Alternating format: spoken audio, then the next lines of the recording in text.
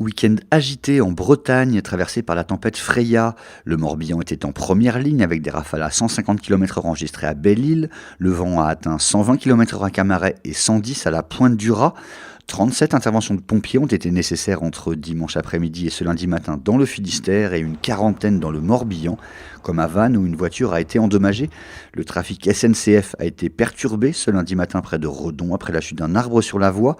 Une relative accalmie est prévue cette semaine avant un possible nouveau coup de vent dimanche prochain. Halle de Quimper, c'est non. Le non s'est imposé à 63% ce dimanche lors du référendum local sur la construction de nouvelles halles au centre-ville. Le scrutin n'a réuni que 20% des inscrits, mais le maire, pourtant favorable à la démolition des halles actuelles, s'est engagé à suivre son résultat. C'est donc un projet de rénovation pour un coût de 8,6 millions d'euros qui devrait s'imposer.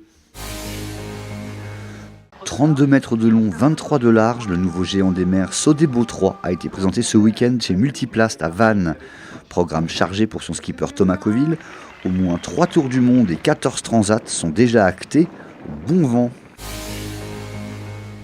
Même la météo n'est pas parvenue à doucher leur enthousiasme. Plusieurs milliers de personnes ont participé ce week-end au Gras de Douarnenez.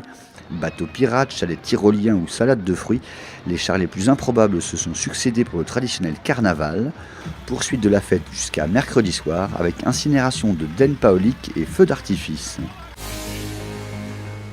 Enfin, c'était le show Lucchini ce week-end à Crozon puis Brest, où l'acteur était venu présenter Le Mystère Henri Pic, son dernier film tourné en presqu'île.